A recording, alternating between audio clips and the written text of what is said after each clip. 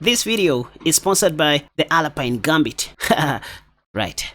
In today's video, we're going to look at a very rare gambit which can transpose to the Alapin Gambit. You always want to start with the queen's pawn game, d4, and in this position, you may see pawn to d5, which is the main area of my mate, by the way, and sometimes you may see knight f6 on move number 1, even pawn to e6. In the near future, we are going to look at what to do against pawn to c5. So let's begin with d5. The move I want you guys to play is pawn to e4 right away. Now wait, I'm not here to teach you about the Blackmar-Diemer gambit that you probably know already. We just want to transpose the game back to the Alapin gambit with the move bishop e3. And where did I get this idea from? Watch. So we are stealing the idea from this Alapin gambit that occurs in the French defense after d5, where we go bishop a3. And the whole idea is to allow black to take on e4 so that we may start developing all our pieces in a way of attacking that black pawn on e4. Back to the main area of our mate, the d4 opening, where we transpose these back to the Alapin. Now of course, after pawn takes, you don't want to play bishop e3 just yet due to some complications.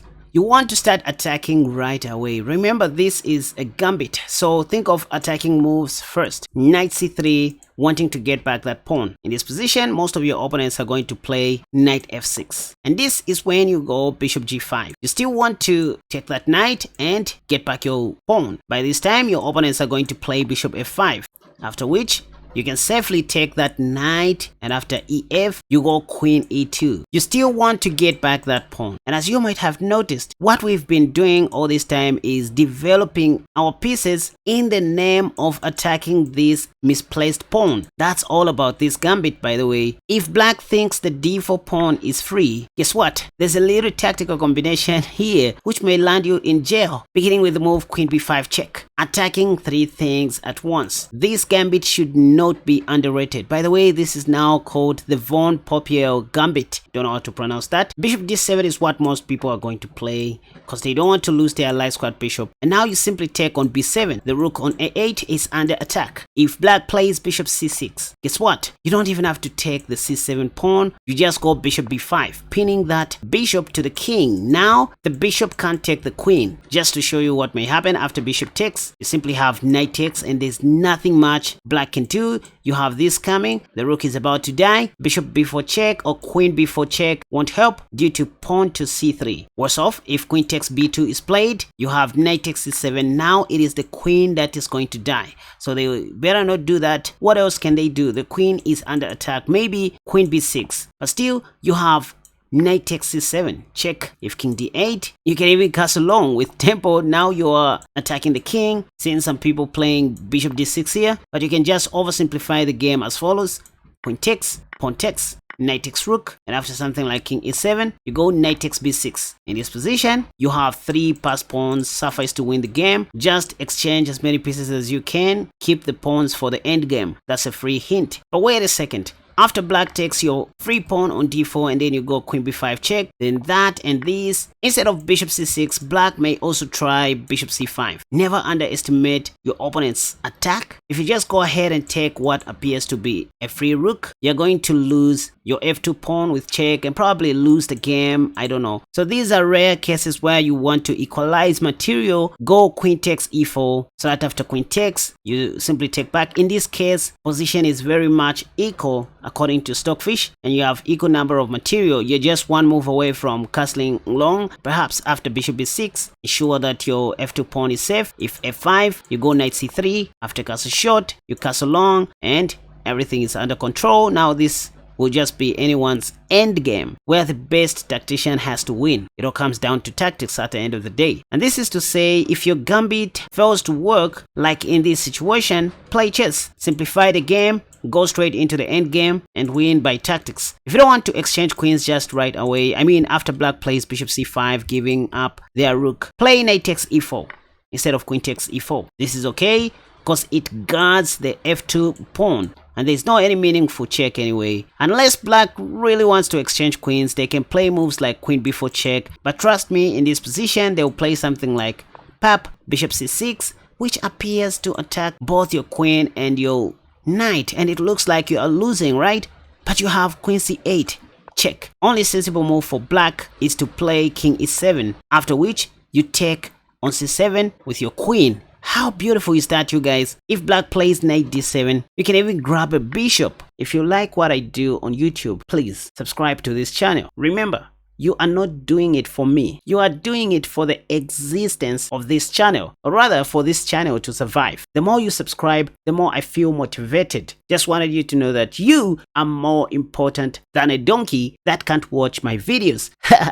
Right, time to be serious. Elbows on the desk. Let's move on. Anyway, enough of this. Just wanted to show you that queen takes d4 is an equalizing move or some kind of a long-term positional mistake in this gambit. Where did we start from? Just a reminder, I said after d4 and e5 you start with the Blackmar-Diemer gambit, but the whole intention is to play knight c3 and bishop e3 given a chance, like we do in the Alapin gambit. And most of your opponents are going to play knight f6, after which you play your Trompowsky bishop to g5. You just want to get rid of that knight.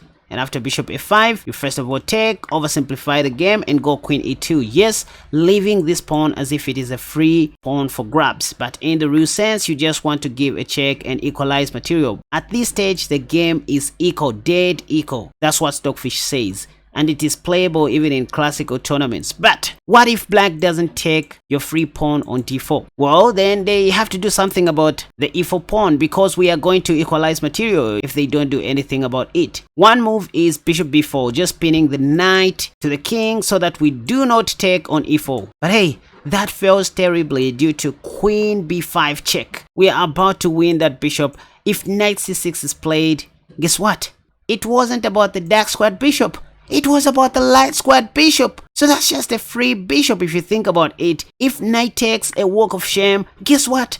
We have queen takes. And now this is about the king. If queen e7, you can even castle long, not even caring about your queen. What if they do this? Well, you have queen takes e7. This comes with check before winning the dark squared bishop. And in this position, you are just up a piece. So this gambit should not be underrated. Even bishop b4 doesn't work in this position due to queen b5 check. What other move can black play in this position after queen e2? I don't know, maybe queen e7. Oh, but in all of these variations, it is black's light squared bishop that suffers the most, as you can see. So they are forced to undevelop that bishop. And now we simply take on b7 like before because we want to win the free rook. What if they play bishop c6? Again, we have bishop b5, pinning that bishop to the king, so they have no time to take whatever. If bishop takes, we can take the knight if we want, but even better in this particular position is queen takes a8, because their bishop is under attack anyway,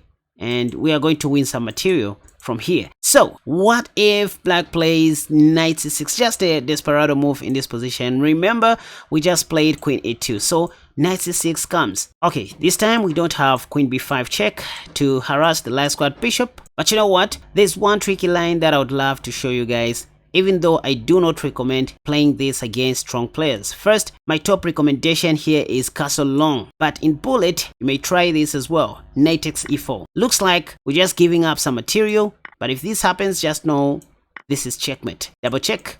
I guess you're going to win a lot of games like this. If they take back with the queen, equally we have knight takes, this is double check, and after king d8, only move, you go queen e8. So it's like the d4 pawn in all of these lines is a poison pawn. But anyway, after knight c6, don't take on e4, just castle long. Why not taking on e4? If you play against a super strong opponent, they are going to be able to see this move, queen e7, which is troublesome. It looks like the only sensible thing you can do here, if you evaluate the position carefully, is to retreat your knight back to c3. And now this knight takes d4 becomes more powerful this time, as you are left with no any option apart from trading off queens. And even if you castle long, it won't even help. There's this in the near future. Besides, black can also castle long, and you are not worse, but you're having a bad time trying to prove your position. Frankly speaking, this is still playable. I can play bishop d3 here and develop my remaining pieces like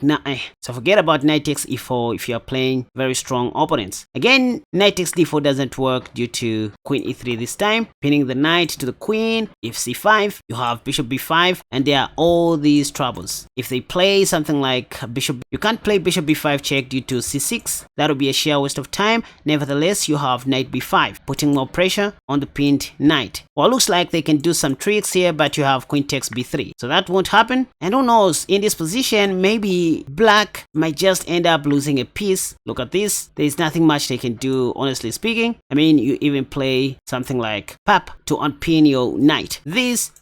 Anyway, so in conclusion, in this line where you give up your e4 pawn and then put your queen on a2, there's nothing much black can do due to queen b5. In all of these variations, if they play queen takes or bishop b4, you simply have queen b5 check, and you're going to win the game quickly. If they play knight c6, you have this tricky move which may land you mate in 1 or mate in 2, or you just castle long if you're playing against advanced opponents. Now, last line, after knight c3, not everyone is going to play knight f6 on the third move. Some people will play pawn to f5, trying to hold on to their extra pawn for good. But whenever you see this move, just know that the game is dead equal, and this is very much playable even in classical tournaments. If you don't believe me, you can check the Masters database. There are some games that have been played. I mean, between 2600s, Grandmasters have played all these things before. Once again, you can go bishop g5. That's the equalizing move. Getting ready for knight f6. Guess what? Some of your amateur opponents will be playing pawn to h6, but here you can just go queen h5 check, and if king d7 only move, d5 looks attractive, but the best you can do is to go bishop c4, activating your last squad bishop as well. Black can't take our bishop, else they are going to lose their rook on h8. If knight f6, we simply have bishop takes, and after ef, we have queen takes f5. Just a matter of time before winning all these pawns. King e8, queen h5 check, king d7, queen d5 check. If king e8, that'll be checkmate, so bishop d6 has to be played. And now we go queen e6 check, king c6 only move, queen takes e4 check, king b6, knight a4 check, king a5, queen d5 check, c5. You continue playing forcing moves like pawn to b4 check. They can't take, the pawn is pinned. If king takes a4 is played, you go a3, and all of the sudden king is trapped. It can't move, as you can see. Yes, they may give a check like this, but you simply have knight e2 here, and they have no more checks. Say rook e8. If you want, you can even castle short. You are just safe in this position. If something like bishop e6, you always have knight c3 checkmate. So all these are possibilities in my elbow diluted Alapin Gambit, or you might as well call it the Blackmar-Diemer Gambit. It doesn't even matter.